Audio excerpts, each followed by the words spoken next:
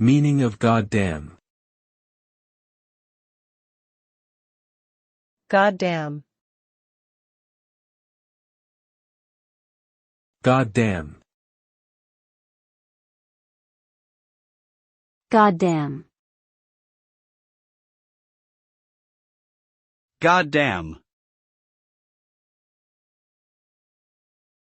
Goddamn is an intensifier or expletive used to express anger, frustration, or strong emphasis. The word originated from the contraction of goddamn, which means to condemn someone to hell by the power of God. It is commonly used in informal situations and is considered offensive by some people. The use of goddamn can be seen as disrespectful or irreverent towards religious beliefs, but it is still widely used in movies, music, and literature. Overall, goddamn is a strong and emotive word that carries negative connotations.